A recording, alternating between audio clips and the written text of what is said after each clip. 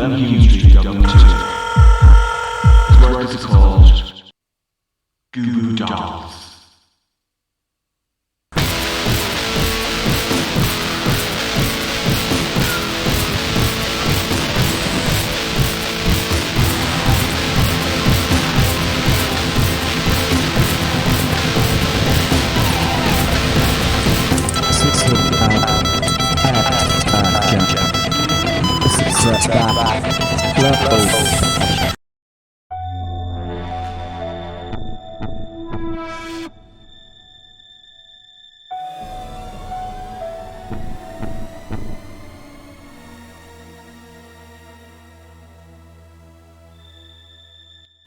So it stands for grotesque, unusual, bizarre and unprecedented, and it's an Irish political term. And when I started making the art, a couple of people said, oh, that's whatever, it's very Gubu, and the name just kind of stuck, and then it stuck to the dolls, and then from there I just started using that. So that's the name for this project now. I didn't draw and stuff as a child, but I was always kind of dabbling with stuff, maybe painting toy soldiers or making bits of things or fixing things, and with hindsight I was always messing with bits of stuff, but I never did art seriously. I didn't go to art school, I didn't do any of that. About 10 years ago, 9-10 years ago, I was hit with a neurological condition whereby LED lights make me ill. They make me extremely ill, so that's how you have to wear the hat and the glasses to block out the light. And so when that happened, that I had to really restrict my activity, and I couldn't go out at night or be in rooms with LED. So I spent a lot of time at home, and so since I had a lot of time on my hands, so I felt at the same time I was filled with a tactile need to make things with my hands. And so I started to make stuff out of clay, and I had this need to make things. So I started making art from that. And then so I'd start to think, well, if I'm going to make some art, I should at least try and make some good art. And so I thought, well, I know nothing about art. As I said, I didn't go to art school. I don't know what the cool kids did in London 6 months ago. So there's no point in me trying to copy what is cool in art, because I don't know it. But instead, I thought, well, I know, I'm a storyteller. I know narrative. I know ideas. And my education and experience was all in the area of narrative and ideas and stories and the theatre and stuff like that. So I figured, well, I'll use that to make art and make that the cornerstone of what I'm doing. And that way, at least I have a couple of decades of useful material that I can bring to my art. So then I thought, well, okay, I know writing, I know novels.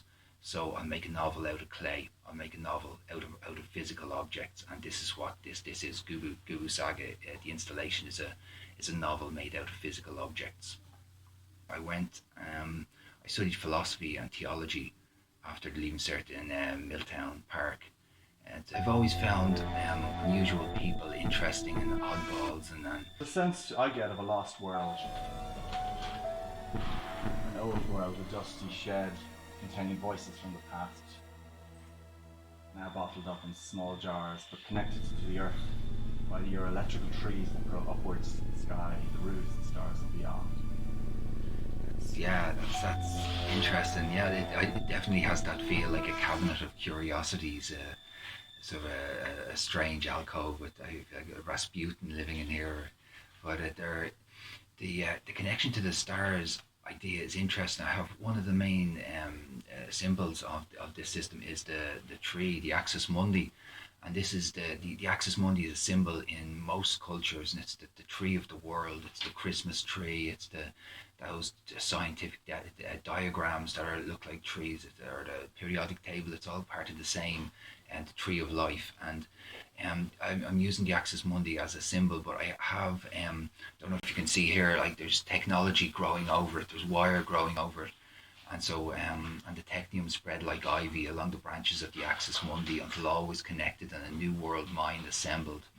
And in this mythos, the technium is like their tech god. It's technology, and so it's shown here as wires growing across the tree of life. And it's asking the question: is technology strangling the tree of life, or Is technology just another branch of the tree of life? Is it just the next step? I suppose, is it a natural thing in that humans and human technology is a natural thing? It's like when we see a bird's nest, we think that's nature. You know, a bird is nature. A bird builds a nest, it's nature. But if a human builds a nest, then that's technology. You know, human builds a house, we see that as technology, as somehow a different thing. And so that's I find those ideas interesting, and how to consider technology's place within nature and within our lives is fascinating. Okay, what is the significance for you of the jars and what they contain? So I have there are hundreds and hundreds of Gubu Dolls in jars, and it's, I suppose, in some ways they're contained and they're kind of cocooned and isolated almost in their jars. They're safe. Um, Partially it has a structural reason because they're made out of clay. So if they were just loose, then they get damaged and destroyed. So by putting them in the jars, they become safe. But a jar is in itself quite a vulnerable thing because it can break, and it's made out of glass, and there's bits of rusty metal in the jar. So obviously it's not for children, but they're art objects for adults. But you end up with a contained object in a jar that is in some ways quite safe and isolated and could last a very long time. Like if somebody cared for a Gubu doll, kept it safe, and as long as the jar didn't smash, then it could last. Last. My reflection is that the jars, they're almost like artifacts from a pyramid from long, long ago, and also they remind me of when I was growing up. We had a shed in the back garden, and the shed, I don't think people have sheds now because a lot of people live in very tidy kind of environments. We buy our stuff and then we throw it away, whereas as part of a large family, I would go into the shed and explore the history of my older brothers and sisters. Brilliant. And when I came in and saw your work, I was like, this has the same feeling. That's really interesting. I loved that as a child. I used to go to like my auntie's house, and she'd have all these cupboards and all sorts of strange stuff in the cupboards, and you'd be able to go and find like an old camera or old magazines or just piles and piles of knickknacks. But as a child, that was like treasure. It was like you were a guy like Indiana Jones going into some cupboard and discovering God knows what. I always loved that sort of stuff. Or like junk shops. You were invited back into history, weren't you? Yeah, you are. It is. Yeah, as you said, it's people's history, and you're getting so random items that have kind of, they're all, on the one hand they're almost rubbish, but then somebody made the decision not to throw that item away, to keep that item. So somebody made the decision not to put it in the bin, that was worth saving for whatever reason. And they're the items that kind of survive. And if something's going to survive long term, then a series of people have to make a decision not to put it in the bin and to keep it. And it's interesting what things they decide to keep. And some things just have they might seem like rubbish, but they kind of have a magic. They have to have an energy. And just some things just for whatever reason are special, and just people are just decide to keep them. And that's always fascinating. So it's interesting that you put it that way. It hadn't occurred to me until you said it, but now that you said it, I love that guy. Especially the dimensions of this space. It was very kind of familiar dimensions of, like, the back shed. And a lot of sheds from the older kind of houses in Dublin were concrete sheds, and you'd hear the rain. On the corrugated roof, etc. All this. So there's also the element for me of artifacts found in burial tombs in dusty deserts, etc. from thousands of years ago. Yeah, that's true. I deliberately created it as an artifact. It's a novel made out of objects, but it's almost like an artifact made by a fictional character. And in the story, the narrator who makes it is an outsider artist, and he was instructed by a witch to make a shrine that would tell the history of his people from the start of time to the creation of the New World Mind, which is like a vast telepathic internet that connects all life together. And so he does this. In the fictional story, he creates this shrine, and he makes it out of his people had been headhunters and mystic and maybe psychic, and so he uses all the icons of that fictional society to make his shrine. And I've tried to make that shrine in reality, and I've tried to make it as close to as possible to being a work of art made by a fictional character. So I had to invent not only the character but also his whole culture.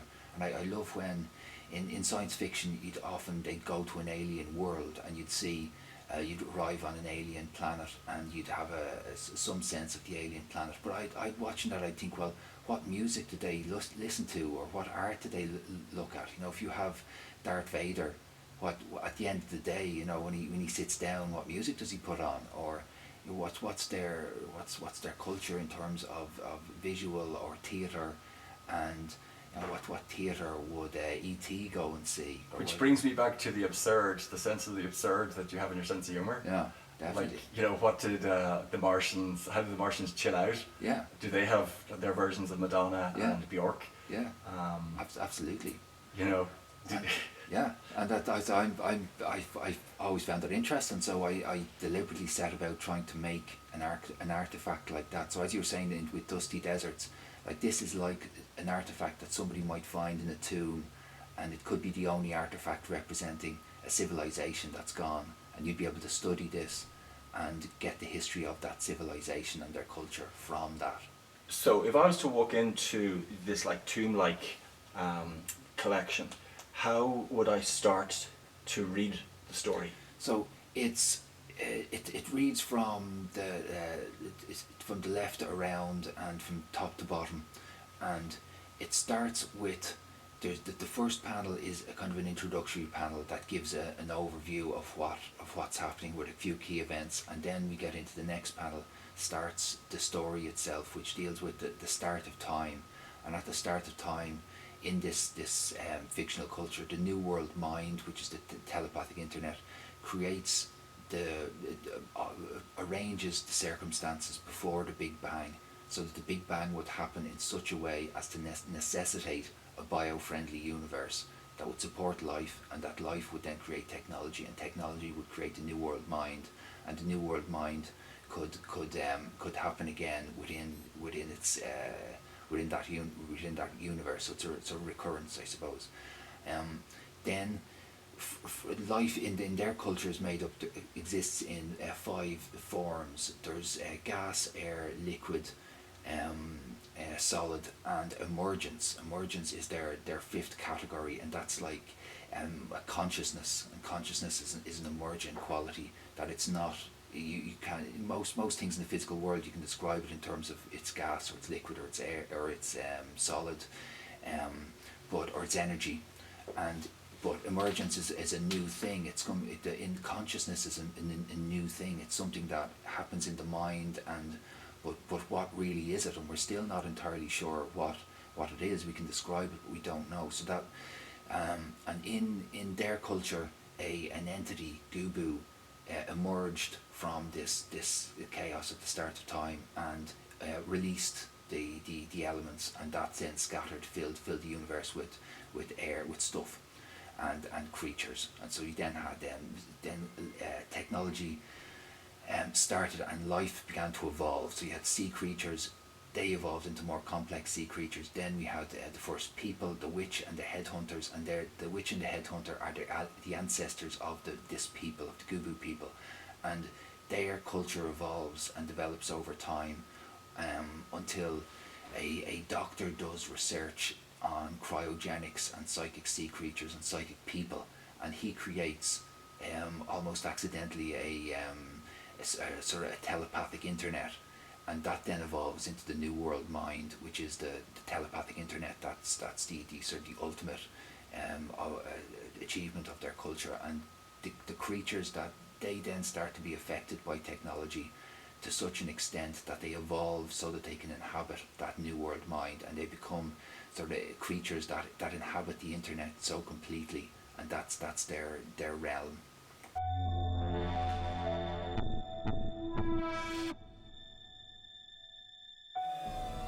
The new world mind. So it's like, um, the, imagine a telepathic internet, right? That connects all life. All life is connected through this telepathic internet and communicates automatically with everything else that's alive in that internet, and everything is connected all the time, whether you want it or not.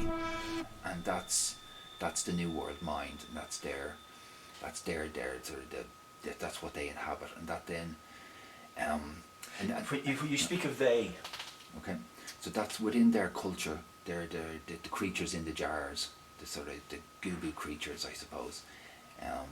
They are, yeah, they're the ones that evolve in that universe, and they then are experimented on by the doc, and that leads then to the creation of the new world mind, the internet. where are we now in terms in the present?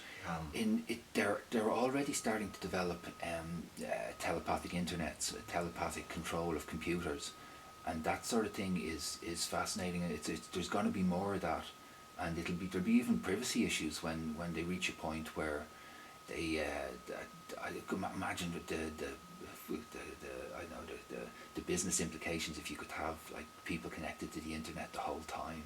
To be utter, we'd all be just one. Yeah, yeah, for good or ill. Then how does individuality survive within that? So to follow this story around, and is your work, say, a snapshot of a particular era? It was made by somebody called the narrator, and he was instructed, as I said, by the witch to tell the history of their people. So he tells the past, but he also predicts the future, and so it's set just after the experiments that led to the creation of the New World Mind. So the narrator had been, as a child, he was taken to a laboratory called Hope for the Future, where they were doing experiments on psychic people, and they were trying to help soldiers who'd been injured by light weapons, and they partially the doctor was doing this by connecting them up to this sort of telepathic technology that would help them sort of connect to each other in order to cure them, and this then led to a sort of a basic kind of telepathic internet on a small scale. So you could never die then? Not really, because you would inhabit that. You'd inhabit the internet forever. You could be repaired. Yeah. You'd be in that space. Yeah. It's so the cycle of rebirth. Yeah. It's a recurrence, definitely. Yeah. And it uses one of the imagery that I use a lot is the sealed mouth, and in headhunter cultures, most cultures actually have had headhunting at one stage or another. Certainly it features the head, and headhunting features prominently in Celtic culture and in early Irish literature. So, but most cultures have had it, and often the mouth of the shrunken head is sealed. And one of the reasons this is done is I actually find in a lot of cultures they do this in order to stop the victim's soul escaping and wreaking revenge. So imagine hating somebody so much, not only you want to cut their head off and silence them in this life, but you also want to seal their mouth to silence them forever. And I think that's a really profound image and manifestation of silencing of individuals and groups and cultures over time. And so I use that imagery a lot in the Gubu Dolls and Gubu Dolls installation. Are there any instances in this work, and I haven't examined every single piece, where the lids are removed? No, they. I suppose there's some that are. Yeah, there's some that aren't in jars, and the small heads are all that are on bodies, and they're all in jars, for just safety for it, so that they can exist and not be destroyed. I have some bigger pieces that have plaster heads, and the plaster's a little bit stronger, so I'm able to attach those and keep them in frames, so that way they have a bit of protection. and so they're exposed then more so that they're not in jars. Can I ask you? I'd asked you before about was there any sexual or erotic element, either intentionally placed within the work or perceived by Yeah. by. None. I didn't intentionally put that in, but it's a weird thing. But if you have a lot of the characters are bounds, they have blindfolds on, and to one person a blindfold is terror and torture. To somebody else, it's woohoo Saturday night. So, to kind of to each his own. Some people have seen all the blindfolds and they see that in a kind of in an S&M manner. And I know that if I practiced bondage, that I'd come in and I'd immediately relate to it. And now that you reminded me, so it just shows you I don't practice bondage. Yeah. But brilliant. Are you aware of any changes that occurred as you built up this work? Did things change significance? You started off with an impulse, a very strong impulse. Did you find yourself changing tack, direction? I was quite strict about it, and I thought, okay, I'm not art school. I don't know how to organise something in an art school manner. I don't have that critical apparatus, so I'm not going to bother with that. But I do have a critical apparatus from narrative and storytelling. So if it's a novel using physical objects, then I can use a novelistic and theatre critical apparatus to deal with it and to edit and decide what has to be taken out and what works. So I was then quite strict from the start in terms of what I put in and making sure that everything fitted to the overall story and not putting in kind of funny little bits that worked in themselves but didn't fit with the overall story. And so I worked with that, and when I make it in character. So I get into the character of that. I trained as an actor, and as an actor you would get into the character of the character you're playing and then go on stage and act as that character. You do their words, their movements. But what I did is I got into the character, I used acting techniques to get into the character of the narrator, and then instead of acting like him and using his voice, I get into his character, then I make the objects that he would make using available materials and ideas that would have been available to him. So in that way I can get a art made by a fictional character. That's another key part of it. That's fascinating. So your workspace at home now, your studio, whether it's at home or not, you were saying it's now been cleaned up. How does that make you feel? Oh God, it's great.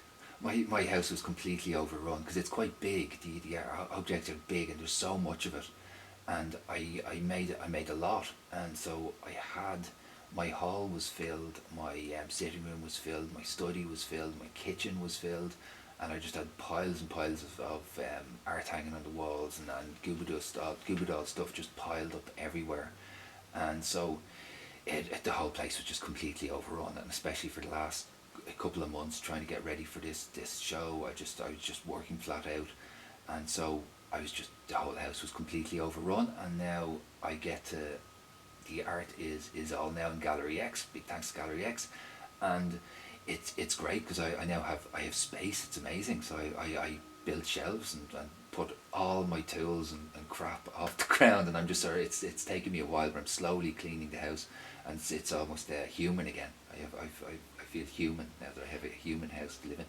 A lot of creators, they wouldn't have. I haven't yet met somebody who spent such a long time in putting together something so immense. Normally, my own experiences working with dancers or people who make outfits, costume. So they're short term, a couple of months maybe. And they complete that and then they move on to the next thing. So where are you now, having completed this? I very deliberately decided that I'd go for a longer project, because if I'm going to do a novel out of physical objects, then that takes a time. It would take years to write a novel, so it was always going to take a long time. It's still not finished. It might take me another couple of decades to finish it, and so I decided, and I'm interested in outsider art, and one of the reasons that sometimes outsider art fascinates us is that somebody might make one project and might dedicate themselves to one project for 20 years, and like something like the Watts Tower, where somebody turned up, made something incredible, and then just wandered away after a couple of decades, and people are left wondering, well, what is this artifact? What is this? And I think we're particularly fascinated by outsider artists that do that. Whereas when somebody makes individual pieces, they then, like I could have made thousands of little pieces, and they would have floated away, and it mightn't have really amounted to much. Whereas by doing one, I took a very deliberate decision that instead of doing lots of things, I'm going to try and do one thing that really well. I'm going to try and make one first-rate art object, and that's what I'd focus on, and give that the time and energy to make it work. And as an outsider artist, I thought that was essential. Fantastic! Yeah. It's like you've created a symphony, with the duration that's involved, the duration as the creator. Yeah, it's taken about I must have put about 20,000 hours into it. But then if you're asking people to go on a journey, which I am, I'm asking people to come in, see this thing, and spend a bit of time and think about it and see how the different parts fit together and follow through the story. And if you're going to ask people to give that time, well then you have to do the work first. You have to do enough work, and then if you have done the work, then people go with that, and people respect that work, and they're willing to go with you on that journey and give what you're doing a bit of time, because they know the artist has put work into this, so it all connects together. It's not just sort of a jumble. It's carefully worked out, and they can follow it through. I like my freedom, and to be able to just go about.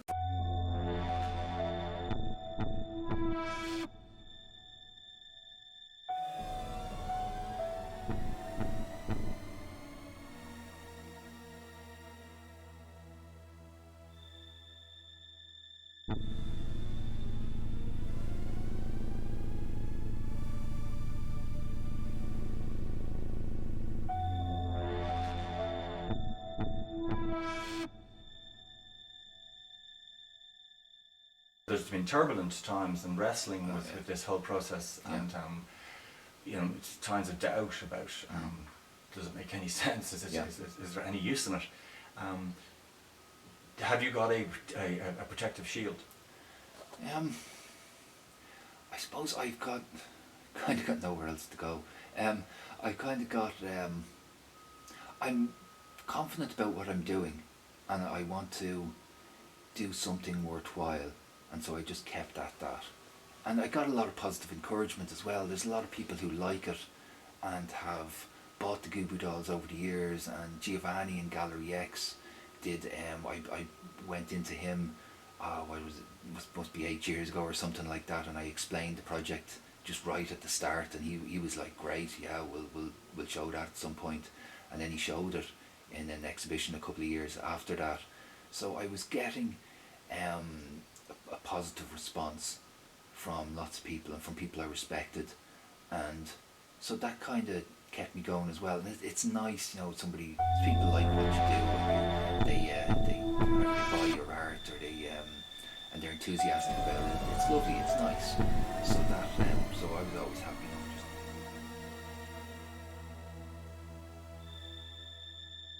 enough.